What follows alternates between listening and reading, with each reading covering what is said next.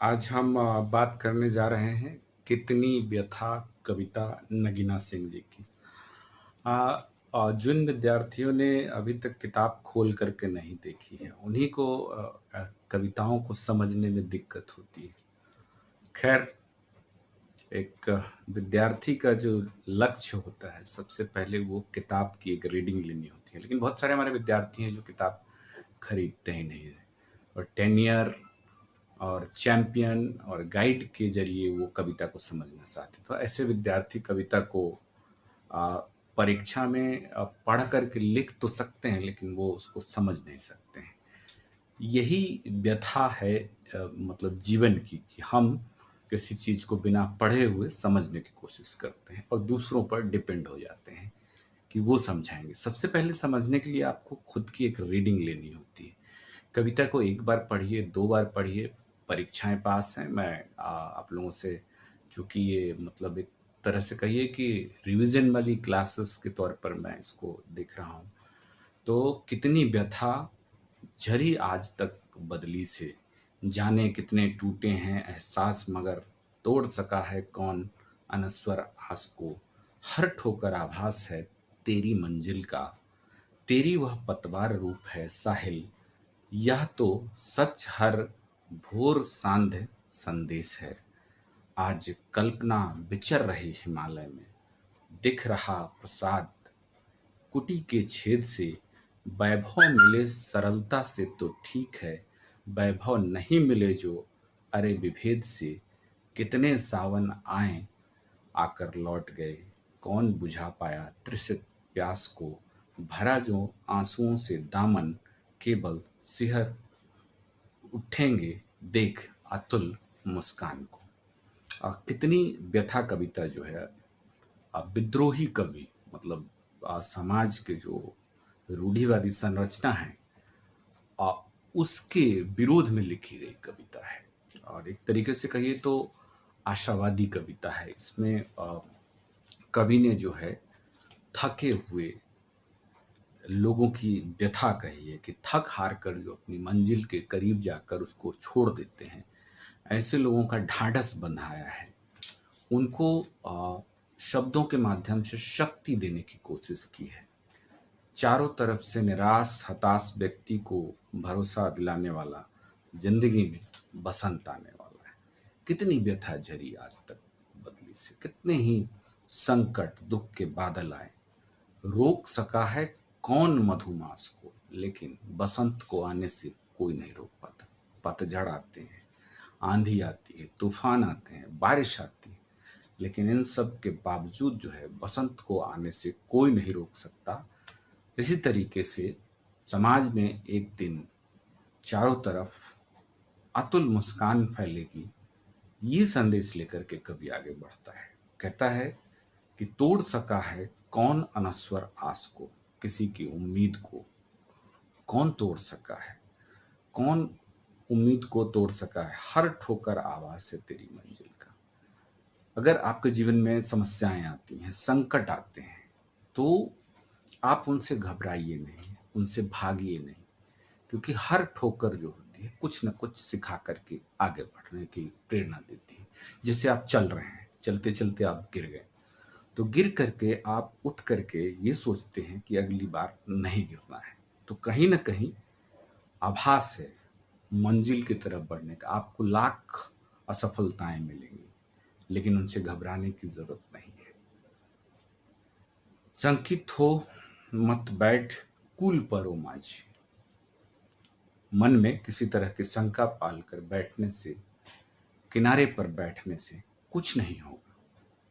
माझी की तरह पतवार थामो, और समुद्र में कितनी भी लहरें हो, तुम अपनी नाव लेकर आगे बढ़ते रहो। किनारे पर बैठने से आप दूसरे किनारे पर नहीं पहुंच सकते हैं। तेरी वह पतवार रूप है साहिल। आपके पास जो इन्होंने कहा है कि जीवन में अ, माझी अगर नाव को लहरों के डर से किनारे पर लेकर कहीं बैठा रहे, तो वो दूसरे किनारे पर यानी अपनी मंजिल पर नहीं पहुंच सकता है। यह तो सच है हर भोर सांध्य संदेश है। आप सबको पता है कि जीवन में जब अंधकार होता है तो उजाला भी होता है। तो जब संध्या हुई है तो भोर भी होगी, यानी दुख है तो सुख भी आएगा। अ, अ, कितना आशावादी है कवि। इसी तरीके से आज कल्पना विचर रही हिमालय में। यह सच है कि कल्पना का हिमालय पर्वत जब मन में उठने लगता है, जब आप हार मानने लगते हैं, तो एक छोटी सी जो कहते हैं डूबते को तिनके का सहारा है, उसी तरीके से यह तो सच है। हर भोर सांझ संदेश है, रोक सका ना कौन प्रचंड प्रकाश। लेकिन आप देखिए कि क्या कहते हैं कि भोर के बाद नहीं, भोर के बाद तो उजाला हो जाएगा, लेकिन सांध्य के बाद जो है भोर आएगा। और रोक सका है कौन प्रचंड प्रकाश को। जो अंधकार है वो प्रकाश को कभी भी नहीं रोक सकता। जीवन में असफलताएं हैं तो सफलताएं भी। उन सफलताओं की ओर आप ध्यान दें। असफलताएं आपको कुछ ना कुछ सिखाती हैं, लेकिन अगर आपके भीतर ताकत है, आपके भीतर शक्ति, आपके भीतर संवेदना है चीज़ों को समझने की, तो आप जरूर जो है उस अंधकार को दूर कर पाएंगे। असफलता को ठोकर मारकर सफलता की ओर बढ़ेंगे। तो अगर आपके भीतर तेज है तो उसको कोई नहीं रोक पाएगा, क्योंकि प्रचंड प्रकाश को कोई भी नहीं रोक सकता है। आज कल्पना विचर रहे हिमालय में, दिख रहा है प्रसाद कुटी के छेद से हिमालय समान सफलताएं जो है आपको दिखे, लेकिन एक छोटी सी रोशनी जो है आपके जीवन में एक बड़ा बदलाव ला सकती है। तो मन के किसी छोटे छेद रूपी महल से आप जो है वो जो उस और झांक करके देखो, जहां आपको सफलता दिखाई देगी। असफलता के बड़े पहाड़ को मत देखिए, बल्कि उस छोटे से छेद से आने वाली जो मंजिल की जो झलक है उसको देखिए। इसी तरीके से कहते हैं कि वैभव मिले सरलता से तो ठीक है। आपके जीवन में अगर उन्नति सरलता से होती है, सुख समृद्धि अगर सरलता से आते हैं तो ठीक है। वैभव नहीं मिले जो और विभेद से, और अगर आपके साथ भेदभाव किया जा रहा है, उस कारण से अगर आपको कहिए कि मतलब कि आपके जीवन में सफलताएं नहीं आ रही हैं, तो आप उसको अपनी असफलता के तौर पर मत देखिए। आप उससे लड़ने की कोशिश कीजिए। कितने सावन आए और आकर लौट गए। सावन आते हैं, लौट जाते हैं, फिर उसके बाद मौसम सामान्य हो जाता है। तो जीवन में किसी भी तरीके की जो समस्याएं हैं उससे आप जूझने की ताकत रखें, क्योंकि ये आएंगे जाएंगे, लेकिन आपकी शक्ति ही आपको आगे ले जाएगी।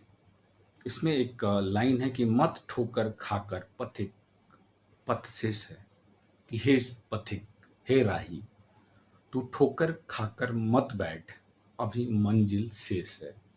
जैसे आपकी परीक्षाएं हैं, तो कुछ लोगों ने किताबें खोल करके नहीं देखी।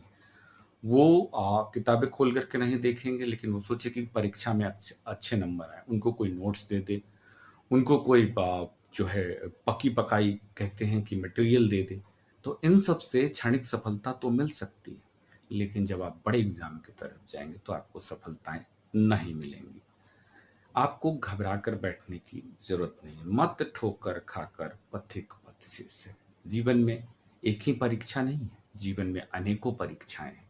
आज अगर एक में असफलता मिल रही है तो कल तुझे बड़ी सफलता भी मिलेगी। लेकिन अगर आज ही तू हार मान गया तो शायद कभी भी अपनी मंजिल तक नहीं पहुंच पाएगा। इसलिए उठ, आगे बढ़, अपने मन में आस विश्वास जगा।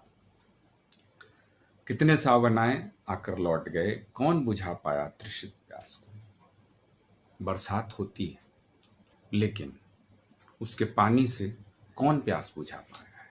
फिर भी सावन के जाने के बाद भी जिस तरीके से पानी की जरूरत होती है प्यास बुझाने के लिए, उसी तरीके से जिंदगी में जरूरी नहीं है कि एक मौके पर हम असफल हो गए तो दूसरे मौके पर सफल नहीं होंगे। तो जीवन के अलग अलग जो नियम है उनको लेकर के कविता रची गई है। भरा जो आंसुओं से दामन, केवल सिहर कल सिहर उठेंगे देख अतुल मुस्कान। जिन्होंने जीवन में दुख नहीं झेला, जिन्होंने जीवन में अनुभव नहीं किया है कि क्या जीवन है,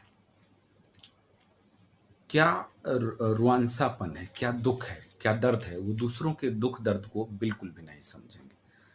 आपको जरूरत है इन सभी चीजों से गुजरने की। आपने देखा होगा, मैं थोड़ी थोड़ी बात करूंगा, कि प्रकृति के जो नियम चक्र है उसकी बार बार चर्चा इसमें की गई है कविता के भीतर, कि सावन में बारिश होती है, पानी ही पानी होता है, लेकिन फिर भी लोगों की प्यास बुझ नहीं पाती। इसी तरीके से आप देखेंगे कि अगर आपके भीतर शक्ति है, आपके भीतर ताकत है, तो आपको सफलता से कोई नहीं रोक सकता है।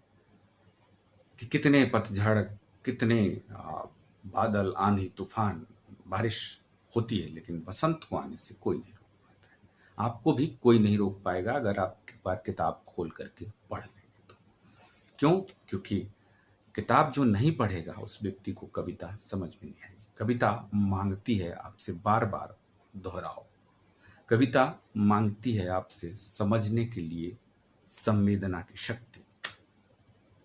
सिर्फ अगर कविता का अर्थ करना हो तो उसके लिए आप जिस तरीके की मटेरियल ढूंढते रहते हैं वो सब कुछ आपको मिल जाएगा।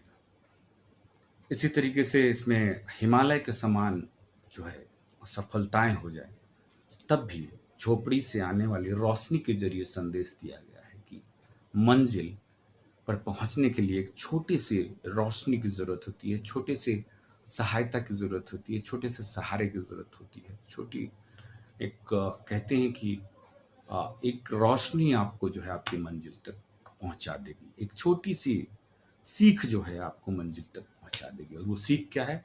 न हारने वाली प्रवृत्ति, न हारने वाली प्रकृति जो बसंत में है।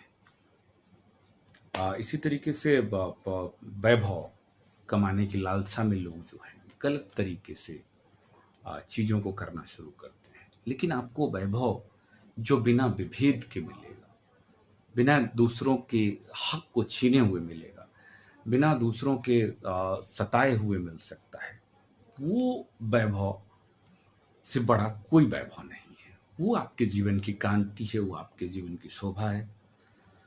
कौन बुझा पाया है तृषित प्यास को? जीवन में जो प्यास है उसको कोई नहीं बुझा पाया है। भरा जो आंसुओं से दामन।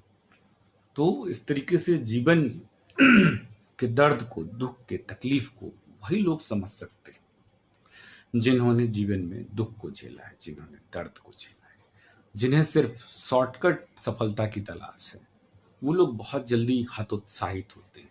वो लोग बहुत जल्दी दूसरों पर आक्षेप लगाना शुरू करते हैं, अपने प्रयत्न कम करते हैं और दूसरों के प्रयत्नों को बेकार बताते हैं, धत्ता बताते हैं। अपने प्रयत्न जो है करने की बिल्कुल कोशिश नहीं करते हैं। आप में से बहुत सारे विद्यार्थी होंगे जो खुद किताब को नहीं पढ़ना चाहेंगे। वो परीक्षा से पहले दूसरों से नोट्स मांगेंगे, परीक्षा से पहले जो है वो किताब खरीदेंगे, और इस तरीके से जो समस्याएं हैं उनको बृहद कर लेंगे अपने लिए। मैं बार बार पहले भी कहता रहा हूँ कि एक बार आप एक रीडिंग ले कविताओं की। कोई भी कविता है उसकी रीडिंग जरूरी है, कोई भी पाठ है उसका अध्ययन जरूरी है। परीक्षाएं आपको गाइड के जरिए भी पास की जा सकती है, दूसरों के नोट्स मांग के पास की जा सकती है, लेकिन अपने अपने पतवार से खे करके नाव जब आप उस किनारे ले जाएंगे तो उस सफलता का जो वैभव है उससे बड़ा कोई वैभव नहीं है। फिर मैं अपने विद्यार्थियों से अनुरोध करूंगा कि वो किताब जरूर पढ़ें, और किताब पढ़ कर कहीं आपको कविता समझ में आ सकती है। आपके पास पर्याप्त समय है चीज़ों को समझने का, और चीज़ों पर प्रस्तुति देने के लिए आप जो हैं हमेशा तैयार रहिए। आपको कौन सी छोटी सफलता बड़ी बना देगी आपको नहीं पता है, इसलिए प्रयासरत रहिए। कभी भी हार करके बीच में मत बैठिए। अपने असफलताओं का दोष दूसरों के ऊपर ना लगाइए और अपने लिए एक मंजिल का चुनाव कीजिए। ये कविता यही कहती है, यही आश, इसी विश्वास की बात ये कविता करती है। मैं आपको रिवाइज एडिशन में और सारी चीज़ें बताऊंगा। मैंने पहले भी बहुत सारी बातें जो है बताई थी, लेकिन जो है शायद चीज़ें बहुत पहुंच पाती है इस पैंडेमिक के दौरान। कभी हम व्यस्त रहते हैं, तो चीज़ों का जो है समय पर जवाब ना दे पाना, लेकिन आपके प्रयास जो हैं खुद के, वही आपको सफल बनाएँगे। धन्यवाद।